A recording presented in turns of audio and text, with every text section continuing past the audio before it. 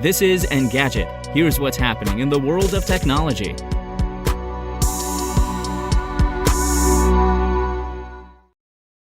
Today is July 20th. Back at I/O 2022 in May, Google teased the return of its augmented reality glasses by showing an early prototype of its next-gen glasses. Now the company is just about ready to start real-world testing. You might spot a Googler wearing the glasses in the wild as soon as August. The real-world tests will allow us to better understand how these devices can help people in their everyday lives, Justin Payne, a group product manager at Google's AR and VR division, wrote in a blog post. And as we develop experiences like AR navigation, it will help us take factors such as weather and busy intersections into account, which can be difficult, sometimes impossible, to fully recreate indoors.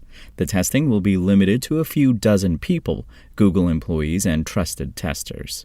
The prototype models will be equipped with cameras, microphones, and in-lens displays. Google is assessing audio and visual sensing for functions such as translation, transcription, and navigation. However, the features will be limited. The glasses won't capture photos or videos, though Google will use image data to translate text and display directions. Data will be deleted after the experience is completed, unless it's going to be used for debugging and analysis. In that case, Google will remove sensitive information, such as faces and license plates. The company will delete image data used for research purposes after 30 days.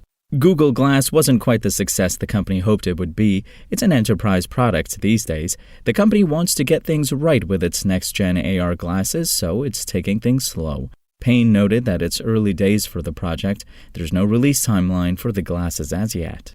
And Netflix warned it might lose more subscribers in the second quarter of this year than it did in the first, and that prediction has come true, though it wasn't as bad as feared. The streaming service said it lost nearly 1 million subscribers, 970,000 to be exact, in Q2. That's far more than the 200,000 member decline from Q1, but not as bleak as the 2 million Netflix was prepared to part with. The company attributed the slightly rosier outcome to better-than-expected subscriber growth, particularly in areas like Asia-Pacific. The company still turned a $1.44 billion net profit despite the shrinking customer base and unfavorable foreign exchange values for the U.S. dollar. Unfriendly exchange rates are a particularly difficult problem when nearly 60% of revenue comes from outside the country, Netflix said. The media giant is expecting a turnaround for the third quarter, if a slow one. It's now predicting that it will add a net 1 million subscribers.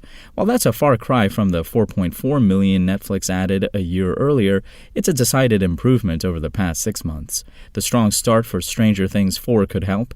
The nostalgic show is now Netflix's most-watched season of English TV to date, with over 1.3 billion hours of viewing. Netflix's recovery plan will sound familiar. The company is still pinning its hopes on a lower-priced ad-supported tier due in early 2023 and expects to launch it in a handful of markets where there's already strong ad spending. The service also plans to fight account sharing and is experimenting with ideas that include charging for additional homes. The finished sharing system could also roll out in 2023.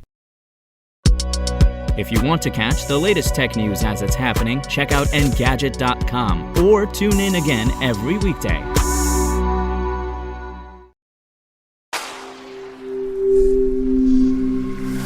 SpokenLayer.